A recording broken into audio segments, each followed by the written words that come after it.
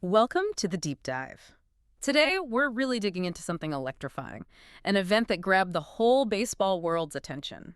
The 2025 T-Mobile Home Run Derby. That's right. Monday, July 14th, Truist Park in Atlanta. Exactly. And look, this wasn't just, guys hitting baseballs hard. It felt like more this year. Oh, definitely. Historic first, incredible power, even some really nice family moments mixed in. Right. So our mission for you today is pretty straightforward.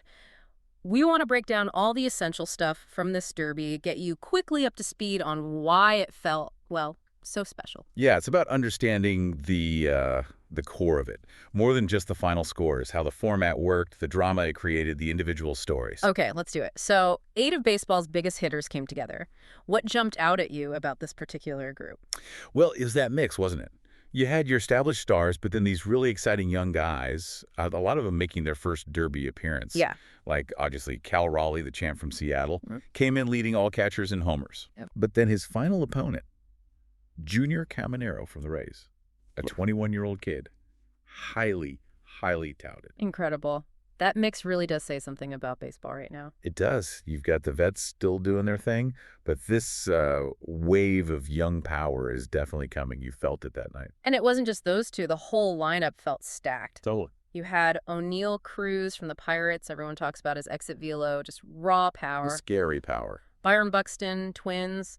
Brent Rooker from Oakland, who had a fantastic first half. Yeah, breakout year for him. Then the rookie, James Wood, Nationals.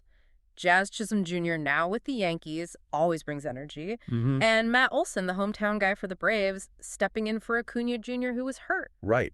A lineup built for a show like this. Definitely promised fireworks. And delivered. A lot of that thanks to the format, The 3-round head-to-head bracket, it keeps the action going, builds that tension. Absolutely. Let's quickly touch on how that works, because it's key. Right. Round 1, 8 guys, 3 minutes each. 3 minutes, Yeah. Or up to 40 pitches. Timer starts on pitch 1.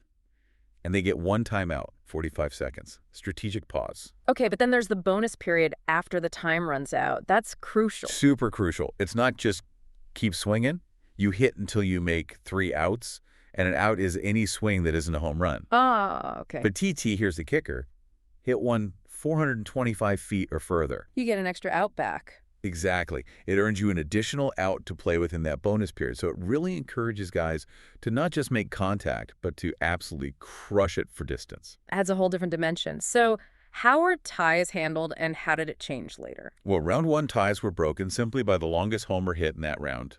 Straight distance. Okay. Semifinals, the pressure ramps up. Time drops to 2 minutes or 27 pitches plus the bonus period. Tighter window. Much tighter. And if there's a tie there, it goes to a 60-second swing off. No bonus, no timeouts, just hit. Wow. Still tied after that. Then it's successive 3 swing-offs until someone wins. Pure drama. Nail-biting stuff. And the finals use the same 2-minute, 27-pitch plus bonus rules. Yeah. Importantly, the scores reset each round. Right. Clean slate every time. Yeah. Makes every matchup its own battle. High stakes all the way through. You see why fans love it. No kidding. And that drama, it perfectly sets up the story of the champion, Cal Raleigh. His win was something else. It really was. 6'3", 28 years old, switch hitter, which is pretty rare for a Derby champ. Very rare. Showed power from both sides. Mariners fans call him Big Dumper, but what really made his win stand out, I think, was the family element. Oh, absolutely. That was special. You had his dad, Todd Raleigh, pitching to him the whole night. Imagine that pressure and that connection. Right. And then his younger brother, just 15 years old, Todd Jr., was actually catching him. Get out of here. 15. 15. Behind the plate for the whole thing. Talk about a support system right there on the field. It just added this really human, heartwarming layer to all the slugging. Totally. Okay, so Raleigh's path wasn't easy. Round 1 against Brent Rooker. Rooker hits 17 homers. Respectable. Solid round, yeah. Raleigh steps up and matches him. 17-17. First tie of the night. And it goes to the tiebreaker. Longest distance. Get ready for this. Raleigh's longest, 470.62 feet. Rooker's longest, 470.54 feet. Wait, 0.08 feet? Less than an inch. Wow. Yeah. That is insane. Can you imagine? He moves on by less than an inch? That's instantly an all-time Derby highlight. No kidding. Rooker said afterwards, I should be a little bit stronger. Understatement of the year, maybe. Yeah, talk about fine margins. So after squeaking through that, he's got to face Byron Buxton in the semis. Right, Buxton's got that electric speed and power combo. But Raleigh just kept hitting, put up 19 in that round, consistent. Yeah, seemed like he found a groove after that tight first round. Showed real composure. 19 gets him into the final. Against the kid, Junior Caminero. Who had been amazing all night. Just 22 years old, hitting bombs. He put up 15 in the final round. Another good number. But Raleigh needed more. And he delivered. Again. Smashed 18 homers in the final. Clinches the title. Just clutch hitting when it mattered most. An incredible performance and historic in so many ways. Right. Let's tick him off. First catcher ever to win the home run derby. Think about that. All these years, never a catcher. That shatters a ceiling. It really does. Challenges that old thinking about catchers being defense first. Maybe it inspires, more power-hitting catchers down the line. Could be. And he was the first switch hitter to win it outright. Ruben Sierra shared the title back in '89, but Raleigh's the first solo switch hitting champ. Yep. Joins Ken Griffey Jr. as the only Mariners to win it. Pretty elite company there. Hall of Fame company. And his total 54 homers across the 3 rounds. That's the most ever by a catcher in the Derby. Shows power and endurance. Just an all-around phenomenal showing. Okay, so Raleigh was the story, but there were other huge moments. Oh, yeah, plenty of highlights. So O'Neill Cruz, Pittsburgh Pirates. that swing is something else. He launched the longest homer of the whole night, 513 feet in the first round. 513 feet? That's just monstrous. It tied for one of the longest ever recorded by StatCast outside of Coors Field.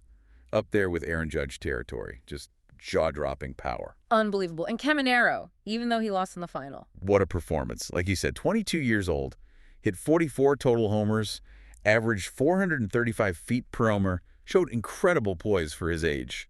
He's going to be scary good. Definitely announced himself. And James Wood, the rookie from Washington. Also impressive. Had a 486-footer himself.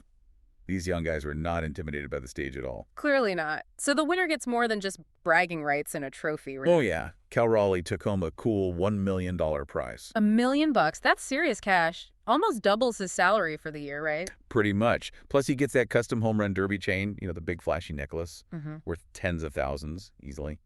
A nice bit of bling. That bad for a night's work. Not bad at all.